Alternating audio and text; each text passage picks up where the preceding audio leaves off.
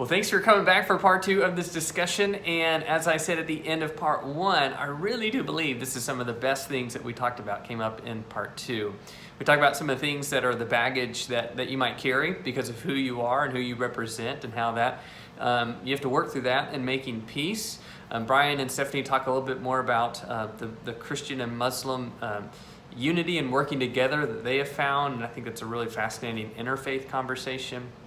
And then at one point we bring up bounded set and centered set communities. If you're unfamiliar with this, make sure you've got our discussion guide because it's got some information about it. And I think it's a really fascinating topic. If you're a part of our sermon series, you listened back in April. We talked about this with our deconstruction of faith. And so make sure you get that discussion guide. That'll be helpful.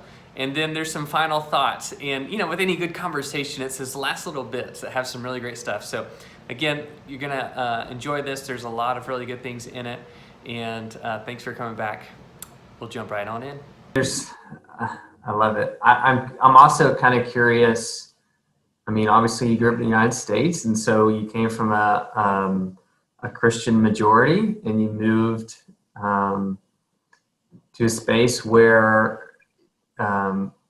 Christianity is not the majority stance in the world. And I'm just kind of curious what it's been like. I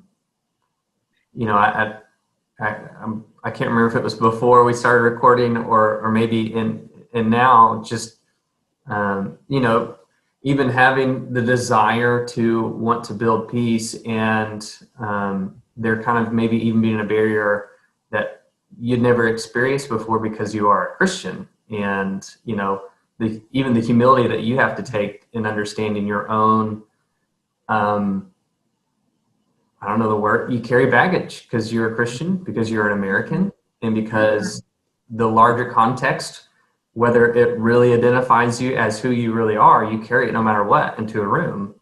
And, what's it been like trying to not only understand your, the larger context that you carry, but how to kind of navigate like that in a peaceful way that doesn't get real defensive. Oh, I'm not like that, or I'm not this. What's it been kind of like to navigate? I want to build peace with you, and I got to recognize maybe some of the things that I represent, and how to take ownership in that, how to build trust in that. What's that look like maybe just with, I'm sure getting into a new world and trying to build trust and relationship with folks. I'm sure it's a slow moving process, but maybe just talk about that a little bit. What's that kind of been like? That's a good question. It's a great question. I feel like there's a real advantage to being in a very unfamiliar context, because it forces us to come in as learners, where I know that with a little bit of kind of background understanding, I know that people have a lot of baggage associated with the West because of its kind of failure to get involved in more helpful ways whenever it could have early on in the conflict here. In some ways, unintentionally, maybe intentionally on the parts of some parties, causing further conflict or escalation of conflict here. So there's baggage associated with the West. There's baggage associated with being a Christian. And so there's a lot of other kind of baggages that occur that oftentimes we won't know about. But I think being a foreigner, all of a sudden, it forces us to be curious, to recognize that other people have different experiences than I do, and their experiences are valid. Does it necessarily include the whole truth? Like, is it the whole picture? Everything they think is like perfect act? Obviously not. But there's a real reason. They have a valid experience for having the kind of the tendency towards distrust of me as a foreigner, or the kind of resistance to really, believe what I'm saying because, they've seen so many other ways that kind of foreign entities will kind of play games with Eastern Europe and with the Balkans for its own ultimately self-serving foreign political purposes. So there's reasons for distrust. There's reasons for kind of skepticism. There's reasons that people might be afraid, or they might just see you as, a source of money, or whatever. Like there's real reasons for all of these different things, and to empathize with those experiences, to know that they're valid, and then to try to come in as a learner. And I think though that, so then kind of apply that to the United States, like it's like this, it completely applies to the United States. Like there's a lot of different, everyone has their own unique experience, but then people also have kind of more common experiences across groups, whether it's urban versus rural, whether it's different, ethnic or racial groups, whether it's different religious groups, from north, south, this state, that state, you had this kind of education or not. And so people have their own life experiences, and to really start to be curious about people's experiences and to empathize with them, to understand their stories, that really, a lot of, so I think empathizing with those stories, in some ways, it forces us to do the work to understand and to empathize as a foreigner. And it's like, for me, it's like returning to the States or thinking about conflict situations or just disagreements in the States. It's all too easy to get into this situation where I think I understand. And I've never done the work to really try to understand more deeply and empathize with the story of the other side, or the story of that other community or that individual or whoever it may be. Yeah, it involves a lot of learning and a lot of listening. Mm-hmm. I think it's really important for other people to recognize that our posture has been one of listening. We basically, for the first 6 months, one of the first phrases I learned in Bosnian is, I just moved here, I'm just learning the language, I'm just learning about your people. I am a learner. So they're like, what are you doing here? And I was trying to explain the rest of it, but that was our primary posture. And as people were acquainted with us in that way, I think that we created a more safe space for them to say, yeah, I've heard of this about Christians, ... And then we can opened up a space where we could talk about some of our baggage in a very open and a safe environment. Mm-hmm.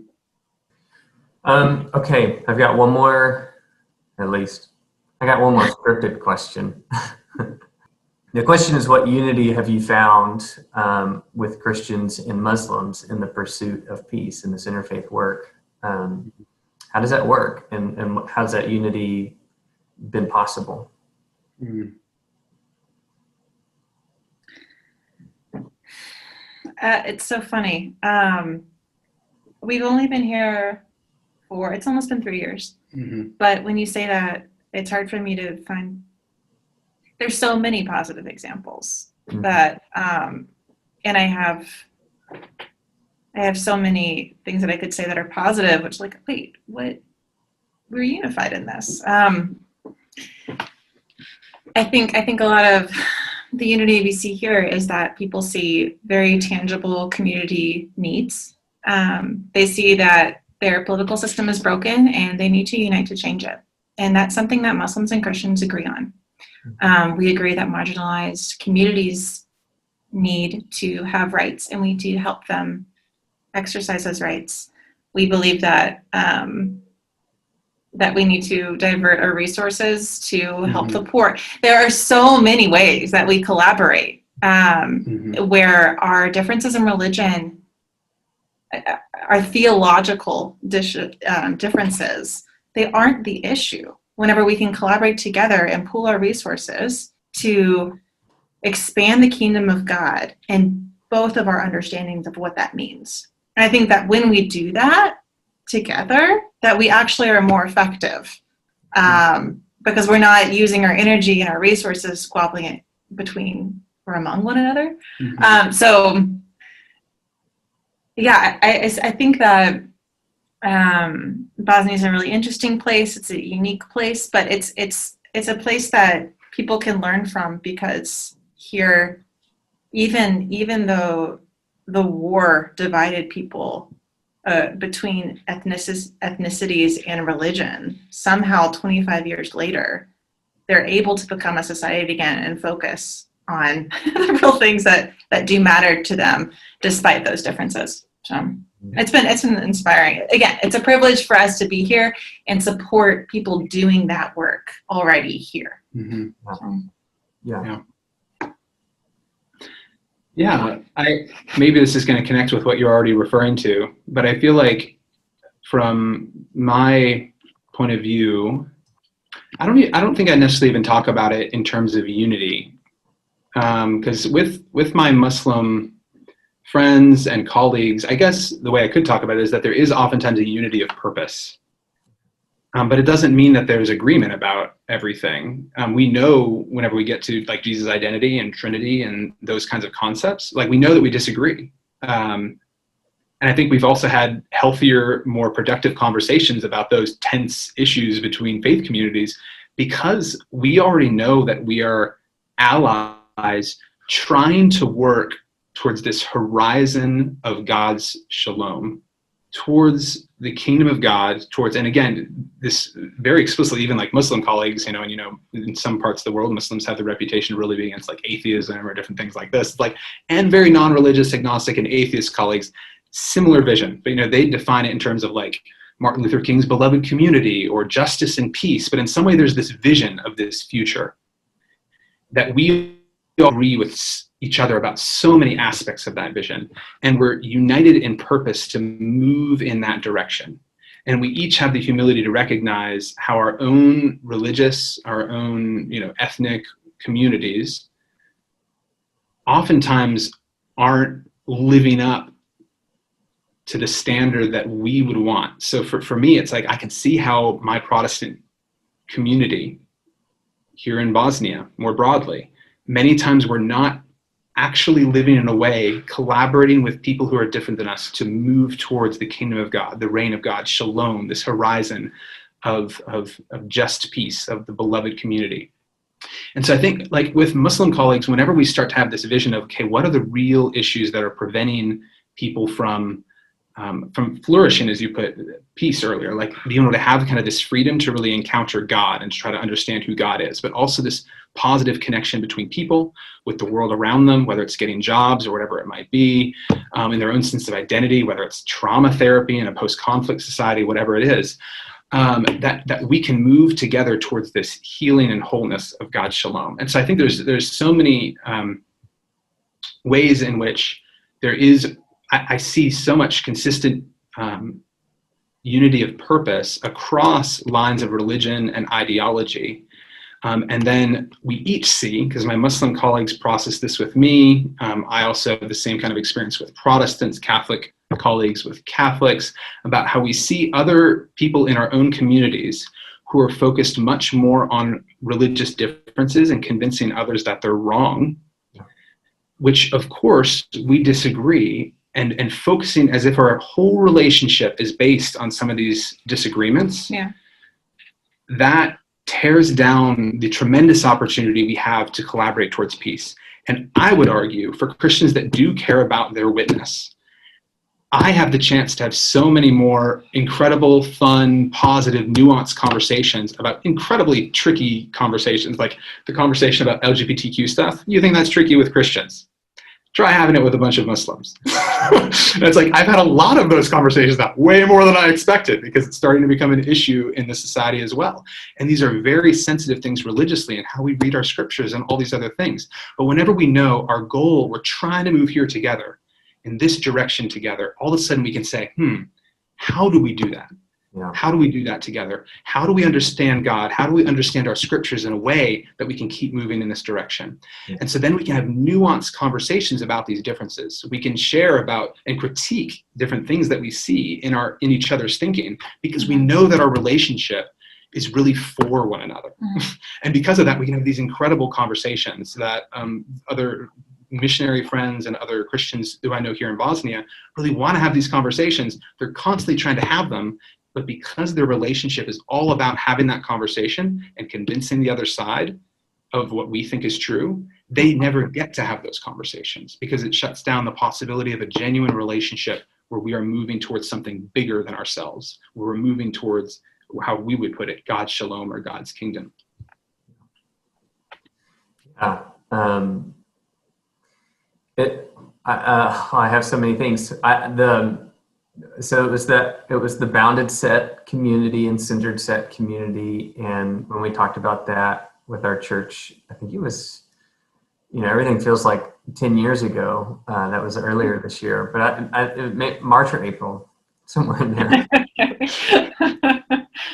And I used it more in the context of just the process in our faith experience of deconstructing and of how we understand God and stay faithful when our views are changing. But really, you introduced it to me in your context of peace building. And is it going to be about us defending our boundaried lines and what makes us unique, or and usually underneath unique is really the word superior or more right, or and even on that, is my vision of peace better than yours, or truer, or and as opposed to, hey, no, we're pursuing common goals together, and this can look different in partnerships, and how that's such a big shift from I'm going to defend my circle to, oh, we're actually moving in the same direction, and there can be some differences, but there can be so much more positive when we realize that we're partners and not enemies in this. Yeah. Well, also circles, bounded sets are so much safer. Yeah.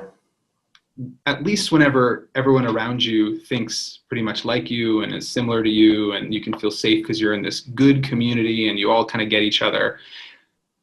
But so it can really feel threatening to start to think, well, maybe that's not the way I should approach my relationships or whatever that way. Worse than that, though, is whenever people start to see their circle breaking. Like, that's, I think, the real pain of deconstruction. But it's like, if we realize, what, maybe this whole faith thing, faithfulness to God, isn't about this, like, me just kind of being in this right camp, but it's about me headed in a certain direction. And this doesn't mean that we wash over differences. Again, you engage in hard conversations. Yeah. So with my Muslim friends and colleagues, it's like, we will talk about, well, wait, what does justice look like in this situation?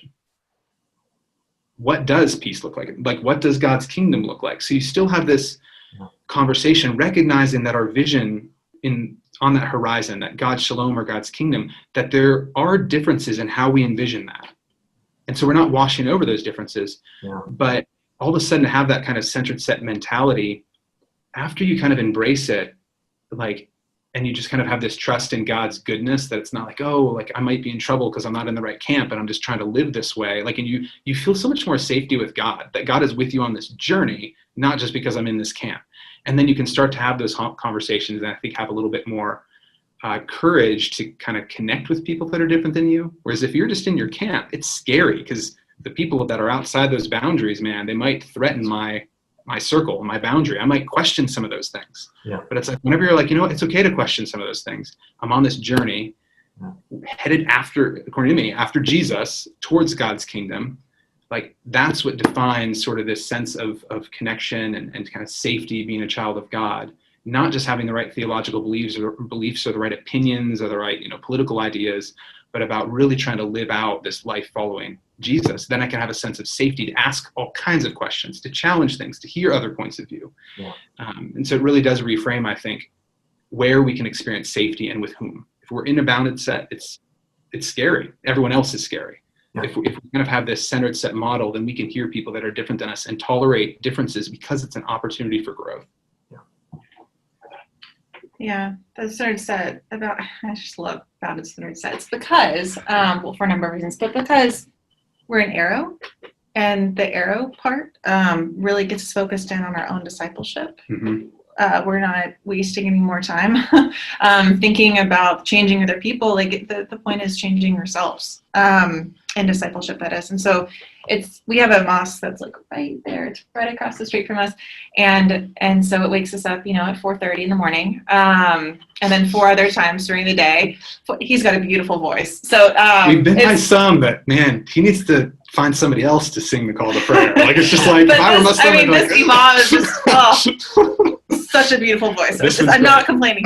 But the bounded centered set mentality is somewhat the difference between hearing that call to prayer 5 times a day and thinking, oh man, Muslims have the sense that it's a duty they have to fulfill. They have to go. They have to check the box. It's a point system. Man, if they only had the freedom that we have.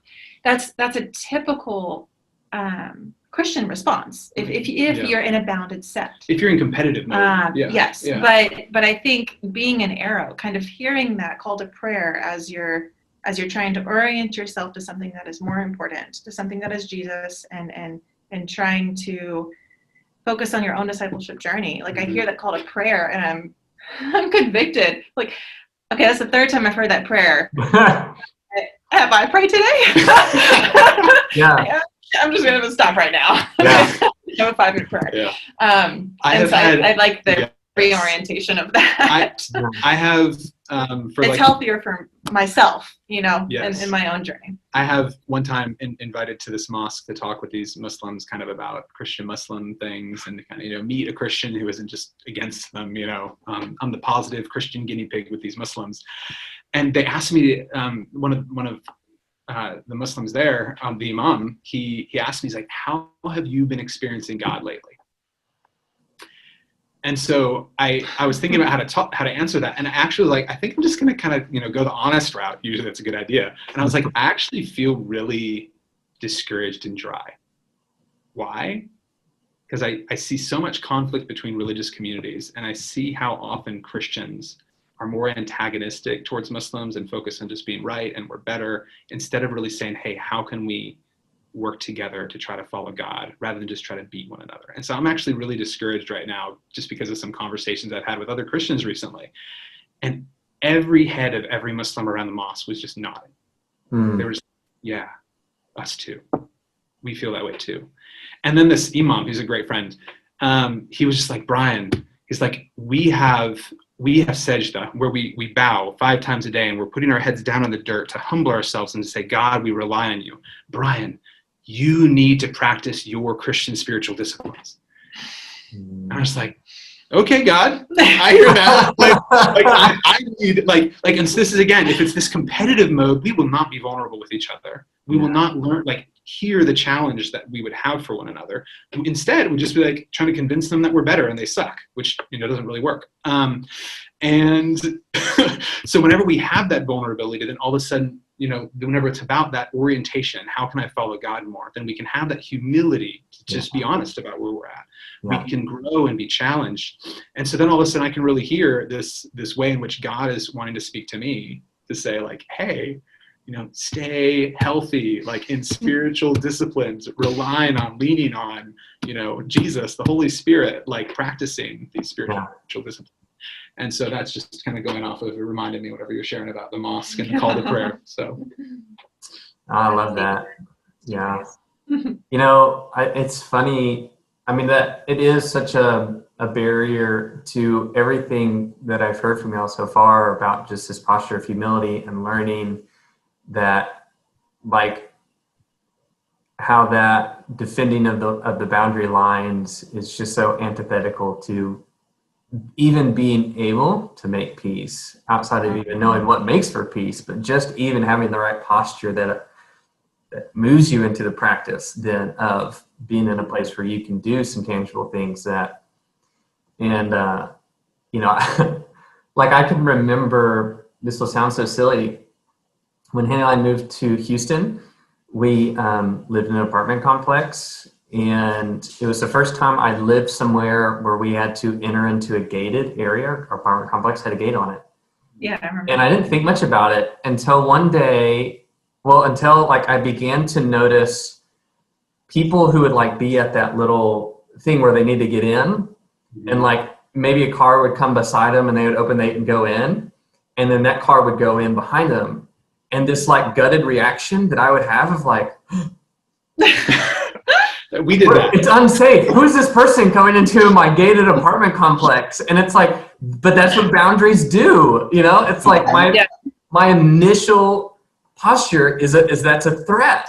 And, that's a very literal thing of it. But we have mental, religious, ideological, political boundaries that we set up. And we don't even realize that puts us just automatically in a posture. That's such a good example. Yeah. I'm so afraid that if you find somehow to get in here. That's such a good. It's like, but you think about like, what if, all of a sudden in, Acts 10 and 11, whenever, Peter goes to Cornelius's house, and it's like all of a sudden the Spirit falls and he's just like, no, this is a threat, like, Yeah. like it's like whenever all of a sudden it's like these, God is at work among people that we, don't necessarily want to acknowledge. It's just like, there is this just gut, like instinctual reaction to like try to not see it. Yeah. Try to avoid it because it might be threatening, or it might threaten some of our boundaries or our beliefs or whatever it might be. And so all of a sudden to kind of have that bubble burst and to realize that God is constantly working out there and not to be afraid of it. Like it's so freeing. So, yeah. I mean, there's a lot of fear because as a peacemaker in any sense of the word, as a pastor, you're definitely a peacemaker, is that when you position yourself between two communities, you're the one who gets shot at. Yeah. It doesn't matter if you're peacemakers get shot at. You're on the line. And they've got their guns out. So you're an enemy on all sides. Yeah, I think we were actually talking to a friend the other day. She's in Bosnia. She's actually deciding kind of the next step for herself, and she's exploring some different options.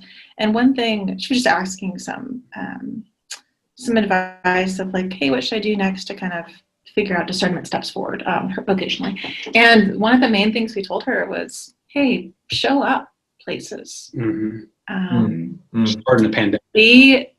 To the extent that you can show up to those Zoom meetings, but show up in people's spaces.